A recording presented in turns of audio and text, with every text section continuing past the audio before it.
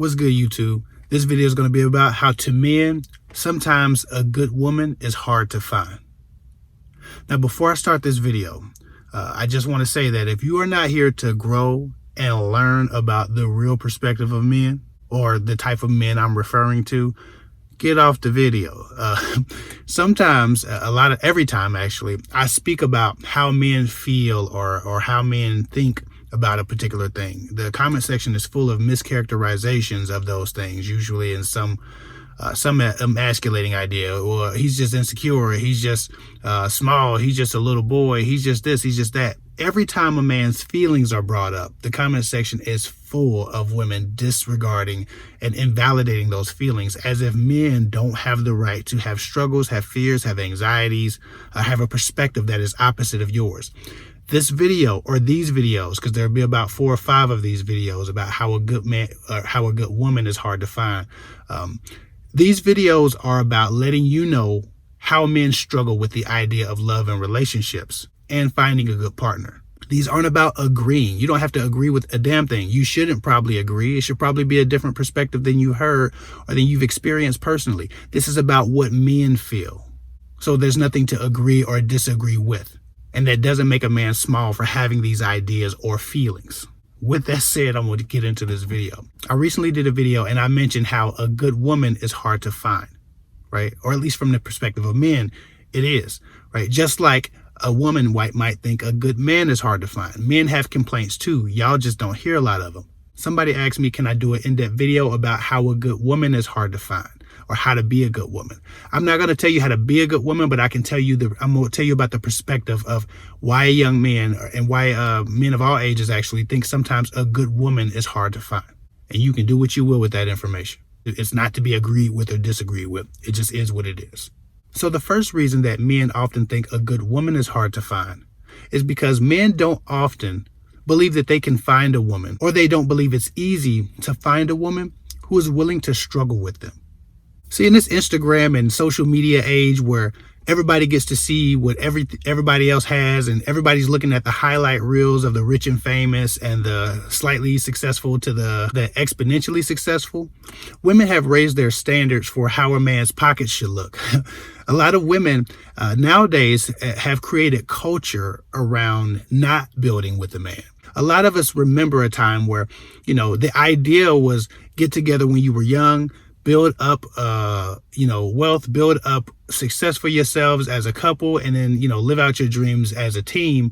Well, because relationships and marriage, have failed so many people, now people are trying to figure out how to win for themselves. Women have adopted that as well. And so many women aren't willing to build with a man like they used to be willing to build with the man. So many women are unwilling to get with the guy who's developing his financial program or his success program, or who's in the process of becoming great professionally, or financially, that they won't date that guy.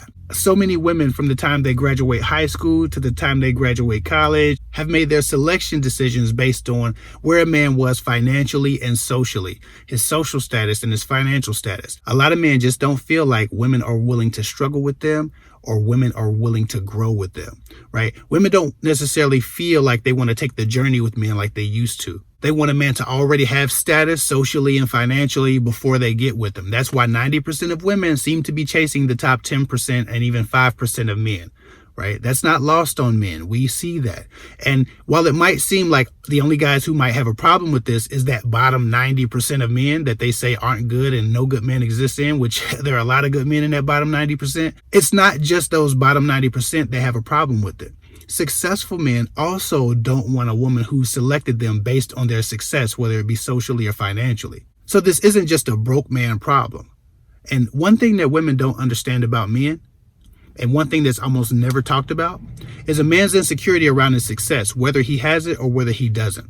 See, men don't actually trust their success. That's why so many men overwork and become workaholics, trying to hold on to what little success or what large amount of success they've had. You show me a really successful man, I'll show you a workaholic, a guy who works too much, a guy who dedicates, a guy who's focused, a guy who's very, very busy and hard to pin down because he's too busy trying to make sure that he continues to make money. If we haven't learned anything about rich men, is that they're very busy, and a lot of times they don't leave time for their families, their relationships, or anything like that. Why is that? Because men don't trust their success. How does that relate to this? Why is that relevant to how they select women? It's relevant because of this. If men don't trust their success and their biggest fear is losing it and everything that comes with it, they can never trust a woman who's attracted to their success, who qualified them based on that success. It's possible, but most men, when they realize that the qualification to being with you was that they were them successful, that they had already had it, that they didn't have to build it, that they didn't have to grow, that they couldn't have evolved, but they had already had to have it because that was the prerequisite, and that's what's being pushed on women. Never build with a man, go find a man with it, chase the top 10%. Even the men in the top 10% don't trust their success. They realize at any moment anything can happen and they could go back to being struggling. They could go back to being poor. Shit happens, life happens. They understand that richer, smarter men has lost more than they have already gained.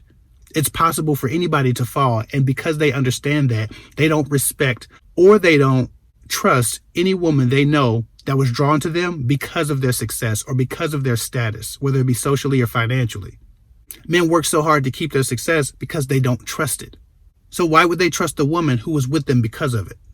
It's easier for a man to trust a woman who he knows would struggle with him, who he knows is with him for who he is, than a woman who he knows qualified him based on his finances and then got to know him. Men have fears of abandonment. Men have fears of financial loss. Men have fears on social status loss. Men have fears on not being good enough. Men have fears of not accomplishing things, of dead dreams, of being inadequate as compared to other men. All of those issues don't just go away when they select their women. And it doesn't make them insecure for having them, because every human being has some insecurity. So when a man knows that the reason that a woman looked at him, or the reason a woman gave him so many chances, or the reason a woman is even in his DMs is because of what he has or the influence he has, and that there might be a come up or there might be a power couple thing going on, when he realizes that the power that he has over you has more to do with what he's acquired and what he's accomplished, he may be slower, if ever at all capable, of trusting you. Because those things seem fleeting to a guy. That's why he works so hard to keep them, because they can be taken at any moment. Anything can happen. Which means at any point, you can lose the love of your life. Or at least that's how it feels to a man who feels like his success could disappear at any moment. Men want a woman who's willing to struggle with them. A woman who's willing to suffer with them. A woman who's willing to go through anything at all, good or bad, with him. A thick and thin woman, not a fair weather woman. We don't like fair weather friends or fair weather women. And unfortunately, way too many women make it way too obvious that they're after a guy who has it, and they attach it to all of these things about his ambition and all of these different things. And there's it's truth in it, but it doesn't change the fact that a man sees himself being judged for what he has and not who he is. So I'm not telling you it's wrong. Don't have standards. Don't want a guy to have established shit going on. I'm not telling you any of that. I'm just telling you that when men feel that or sense that, it's very difficult to become loyal to you, and it's very difficult to be loyal in that situation. It's very difficult to trust that you will be loyal in that situation, because we understand that part of what's attracted you isn't us at all, but it's the things we have. And those things are always negotiable. Fate is a funny and fickle thing. A lot of people were successful 20 years ago are broke and poor now. Anything could happen to my success, and I don't want that to mean that anything can happen to my relationship. But when I meet a woman, she's a stranger, I don't know who she is. If I know that all she's done was look at who I am and then decide to get to know me, I'm not going to feel comfortable, and it's going to take me a long time to trust her. Consequently, it's going to be very difficult if I want a woman who just judges me for who I am, an individual, a person, a human being, a spirit, an intellect, a mind. If I want a woman who judges me for that first, it's going to be very difficult to find that, because that's not culture right now. Culture is 90% of women chasing the top 10% of men. That's culture. Unfortunately enough, while a woman might be great, while a woman might be wise and intelligent and wonderful and loving and loyal and caring, that's not what men think of women who need you to be in the top 10% for them to give you any attention. Those men might get the attention, but it's not as respected as a woman who they know just knows them as an individual and sees their humanity first. Of course, there are good women who require a man to be established. That's not the point here. The point here is that if a man understands that his status is the reason that you're being good to him, he'll never trust that that goodness is permanent. He'll never trust your loyalty, or at least he'll find it difficult to trust. He might get to a place of trust, but it'll be very difficult, because he knows what brought you. He knows what attracted you. He knows what hooked you. Or at least he believes he does. And why what hooked you might have been his personality or his spirit or his energy or whatever. He knows the prerequisite was his paper. The prerequisite was his status. Men want a woman who, if needed, will struggle with them, who will go through things with them, who's not a fair weather lover, who won't see them as less of a man if they are less successful or they have less success than they've experienced thus far, if they lose their fortunes or they lose their status or their clout or whatever. We want a woman who sees us and values us, who we are.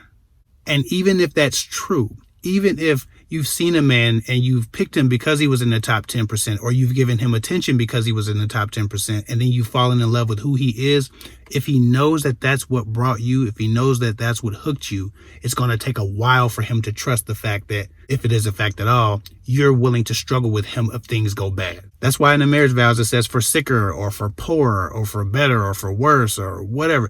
This struggle means something to a man. And a woman's ability or willingness to struggle means a lot. And too many women have made it very obvious that they are not willing to struggle.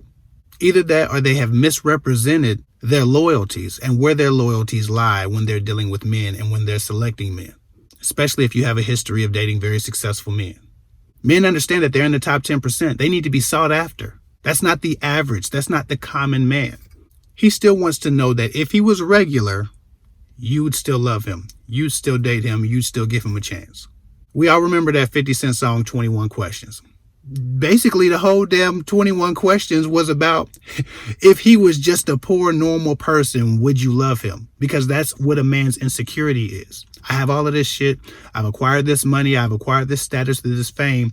These women say they love me, but do they really? Go back and listen to 21 Questions. It's all about how if he was a regular person, would you still love him? And in essence, that being the prerequisite for him to love you. Men want to be loved for who they are and not what they have, not what they've accomplished, not what they've acquired, not what they have access to, not how other people feel about them, not their social status. They want to be loved for who they are as an individual. And while they enter relationships and deal with women who select them because they understand where they are on the social totem pole, even if those women are good women, it's very difficult for a man to take that as seriously as a woman who he knows didn't have any idea of his finances, didn't have any idea of his status, or didn't attach herself to the idea of what it might do for her to date such a man before she selected him.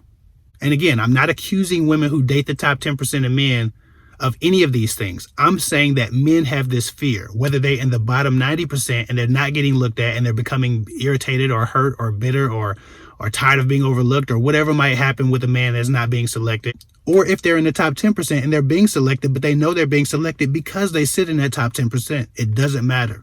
The bottom 90%, the majority of men can't find a woman who just accepts them for being them, who allows them to just be normal. So for them, good women are hard to find because all the women they like the top 10%.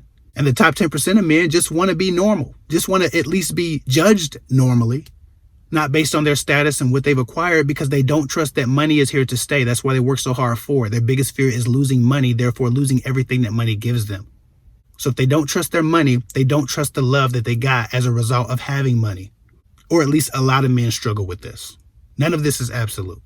So anyway, I hope this helps. I'm not saying that good women are hard to find, that good women don't exist, and that if you're in the top 10% shopping for men, that you're not a good woman or can't be. I'm saying that men have this fear about women who make it obvious or who they figure out have been shopping in the top 10% exclusively. And obviously normal men have trouble finding women who just like normal men because 90% of women are chasing the top 10% of men.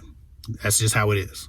So anyway, I hope this helps give you some perspective. It's about starting a conversation. I don't give a damn if you disagree. Don't even get in my comment section. Tell me what you disagree with. It's not about disagreeing. It's about understanding that men have feelings too. They have fears too. They have anxieties as well. So for those of you who are trying to understand the mind of men, this is a part of it. Anyway, I hope that helps. If you need coaching, go to girltalkwithguys.com. The link's down below in the description. Follow me at KFIC24 on Instagram. I'll get with y'all later.